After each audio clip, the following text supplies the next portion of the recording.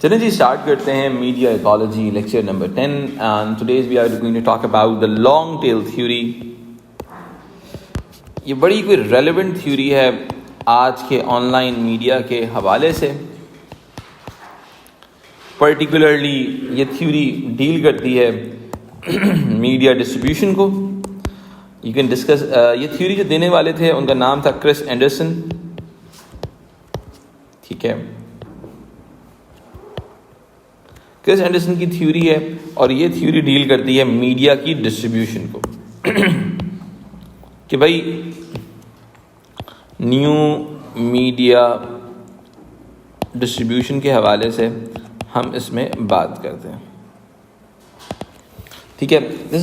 देखें ये core media ecology की थ्योरीज नहीं है। विकीनॉमिक्स हो गया, वी थिंक हो गया, लॉन्ग टेल हो गया, मगर मीडिया के जो ऑनलाइन मीडिया का जो इकोलॉजी है, इन्वायरमेंट है, उसको समझने के लिए इन थ्योरीज को रेफर करना ज़रूरी है और आपको इससे समझ में आएगा कि how the things are changing over the period of time, ठीक है।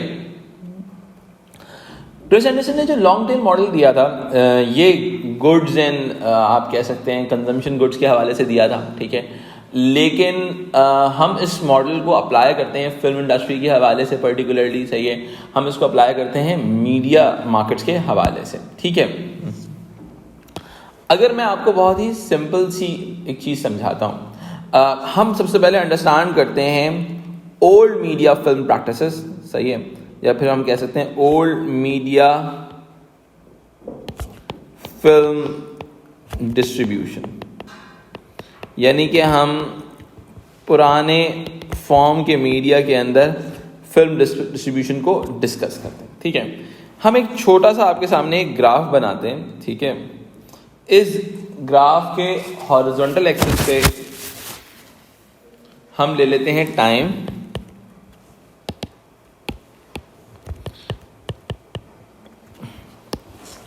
और इस ग्राफ के वर्टिकल एक्सिस पे हम ले लेते हैं रेवेन्यू।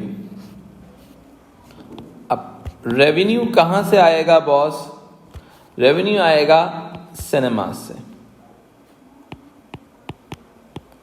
सिनेमा में फिल्म रिलीज हुई और रेवेन्यू आना शुरू हो गया, ठीक है। अब बहुत ही सिंपल सी बात है, यहाँ पर जीरो की वैल्यू, यहाँ पर लेट सपोज मैंने कहा 7 डेज, लेट सपोज हम कर लेते हैं 20 डेज, सही है। और यहाँ पर मैंने कहा 0 to $100,000 and everything like that. मैंने इस तरह से हमारा अमाउंट आगे बढ़ रहा है। देखिए अब मेरी बात समझने की कोशिश कीजिएगा। जब हमारी फिल्म रिलीज होती है, क्या होती है बेटा, हमारी फिल्म रिलीज होती है, उसका रेवेन्यू पहले दिन का बहुत हाई होता है, ऐसा ही, ठीक है। हम कह रहे हैं पठान लॉन्च होने वाली है, पठान क्या पहले दिन 100 करोड़ मार पाएगी? सवाल है, ठीक है। लोगों ने तो फ्लाइट्स लेना शुरू कर दी है, मैंने आज देखा, कल लोगों ने डाला हुआ था, सही है। तो अब जब ये शायद कुछ अरसे बाद ये लोग वीडियो देख रहे हो तो शायद उनको पता चल जाएगा भाई पठान फ्लॉप थी या हिट थी, हमें नहीं पता फिलहाल क्या है। तो अब सीन क्या है कि फिल्म ने पहले दिन छक्का मारा और फिल्म का revenue over the period of time नीचे आना शुरू हो जाएगा, ठीक है। यानी कि ये नीचे की तरफ आ रहा है, ठीक है भाई। एक हफ्ते के बाद दूसरी फिल्म आ जाएगी, शेल्फ स्पेस प्रॉब्लम शुरू हो जाएगा। शेल्फ स्पेस प्रॉब्लम क्योंकि उस जमाने में मीडिया में यूनिप्लेक्सेस सिनेमा होते थे। एक सिनेमा के अंदर एक ही स्क्रीन होती थी, 3 शो होते थे, 3 से 6, 6 से 3 आई थिंक, हाँ 3 से 6, 6 से 9, 9 से 12, 3 शोज हुआ करते थे, यूनिप्लेक्स सिनेमा हुआ करते थे। तो अब क्या होता था कि भाई एक ही फिल्म की स्क्रीन है, आपको चलो एक शो दे दिया, अच्छी से चल रही थी दूसरे वीक में, लेकिन तीसरे हफ्ते तक चलते चलते मोस्ट ऑफ द फिल्म्स जो होती थी वो शेल्फ स्पेस से आउट हो चुकी होती थी। तो रेवेन्यू क्या होता था मेरा बेटा? खत्म हो जाता था। कोई बुराई आ गई किसी शहर के अंदर, बारिशें हो गई, कोई वेदर प्रॉब्लम्स हो गई, बर्फबारी हो गई, फिल्म पिट सकती थी। ऐसा ही ऐसा हुआ है कि कई मरतबा कि बहुत अच्छी फिल्म्स अब किसी एक्सटर्नल इन्फ्लुएंस की वजह से अपना बिजनेस नहीं कर सकी। बहुत सी अच्छी फिल्म्स नहीं कर सकी business, there are so many reasons attach with that, ठीक है। यानी कि अगर मैं आपको बड़े मजे की एक बात बताता हूँ, सही है, इस एग्जाम्पल को मैं आगे भी कंटिन्यू करूंगा। आपने गालिब फिल्म देखी है? गालिब फिल्म आमिर भाई ने रेफरेंस दिया था अपनी एक लीक वीडियो के अंदर इसका, तो लोगों ने बहुत ज़्यादा देखी थी वो फिल्म, लेकिन गालिब फिल्म आप लोगों ने नहीं देखी, देखिएगा। एज अ मीडिया स्टूडेंट मैं रिकमेंड करूँगा कि गालिब फिल्म आप ज़रूर देखिएगा। तो बड़ी ज़बरदस्त फिल्म, आप यानी कि उन्होंने 1980s के अंदर उन्होंने पीरियड टेलीफिल्म बनाई थी। उसके डायरेक्टर थे गुलजार साहब, सही है, और उन्होंने गालिब के और नसीरुद्दीन शाह ने गालिब का रोल प्ले किया था। मैं आपको भी यहाँ पे दिखा भी दूंगा। तो मज़े की एक बात बताता हूँ आपको, उसके डिस्ट्रीब्यूटर से क्या गलती हुई, चैनल से क्या गलती हुई, उस फिल्म की रेटिंग बहुत ऑफ आई। अच्छा, मैं इस चीज़ की कुछ रीजनिंग जो मेरी एनालिसिस हैं वो मैं आपसे भी शेयर करूँगा, ठीक है। उसकी इतनी बुरी रेटिंग आई कि क्या कहा जाता है, गुलजार साहब को उसके पैसे भी नहीं मिले, ठीक है। तो यानी कि अगर डिस्ट्रीब्यूशन के अंदर कोई गलती हो जाए तो फिल्म उड़ गई, सिनेमाज नहीं, आप क्योंकि आपके पास कोई और सोर्स नहीं है अर्निंग का, आपके पास कोई और सोर्स अर्निंग का नहीं है।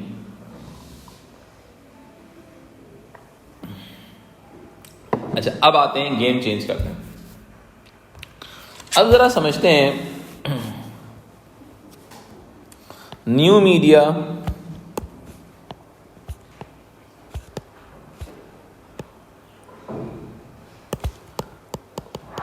फिल्म डिस्ट्रीब्यूशन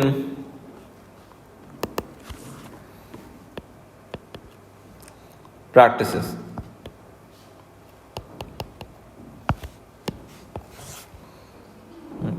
अच्छा, जब new media film distribution practices आती हैं, अब सेम ग्राफ बनाते हैं, वर्टिकल एक्सिस पे रेवेन्यू को रखेंगे।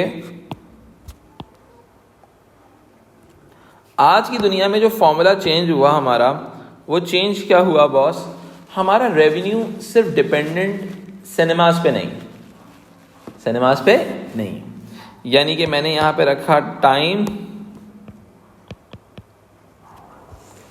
ठीक है। अब होता क्या है, बहुत ही सिंपल सी स्टोरी है।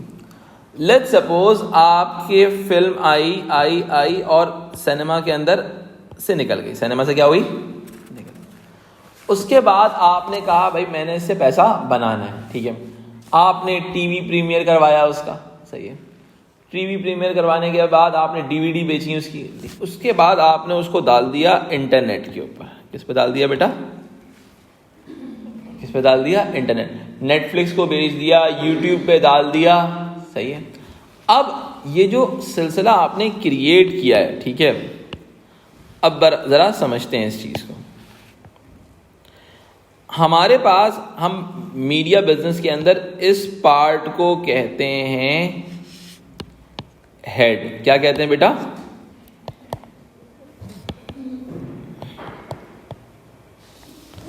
ठीक है। और इस पार्ट को कहा जाता है लॉन्ग टेल। क्या कहा जाता है, अब जरा समझते हैं।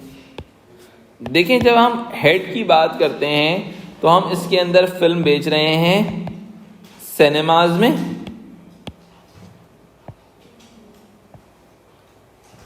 सही है।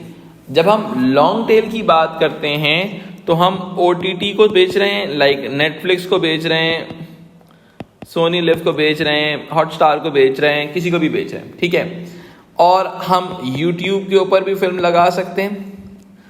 अगर मैं आपको अभी दिखाऊं, गालिब फिल्म के यूट्यूब पे व्यूज देखेंगे तो वो मिलियंस के अंदर है। यानी कि जब वो फिल्म ऑनलाइन प्लेटफॉर्म पर आई तो ऑटोमेटिकली क्या हुआ, उसकी जो नीश मार्केट पूरी दुनिया में फैली हुई थी लिटरेचर को पसंद करने वालों की, उन्होंने उसको देखा। आज भी लिटरेचर के चाहने वाले गालिब की कब्र पे जाते हैं दिल्ली में। तो व्हाट इट शोज कि यार उसकी एक नीश है। बहुत सारे लोग होंगे जो क्या कहते हैं, रैप म्यूजिक सुनते हैं, तो वो उनको पता भी नहीं होगा गालिब नाम का क्या है, जो कंटेम्प्रेरी म्यूजिक को सुनते हैं। लेकिन जो क्लासिकल म्यूजिक को जानते हैं, क्लासिकल आर्ट को पसंद करते हैं, तो वो डेफिनेट सी बात है, उनका गालिब एक क्रश है भाई, सीधी सी बात है। तो अगर मैं बहुत सिंपल सी चीज़ की बात करूं, हमारे पास पहले जो मीडिया सिस्टम था वो क्या था बॉस, हमारे पास ओल्ड मीडिया प्रैक्टिसेस में वन शेल्फ होता था, एक शेल्फ होता था, और उस शेल्फ से हम 100 कंज्यूमर्स को डील किया करते थे। ऐसा ही सही है। अब हम जब new media practices particularly long tail model में आते हैं तो हमारे पास शेल्फ स्पेस का कोई प्रॉब्लम ही नहीं है। शेल्फ स्पेस का प्रॉब्लम है ही नहीं। जब शेल्फ स्पेस का प्रॉब्लम नहीं होगा तो हमारे पास 500 शेल्फ्स हैं, लेट्स सपोज, कंटेंट बहुत है और 1 कंज्यूमर ऑन ईच।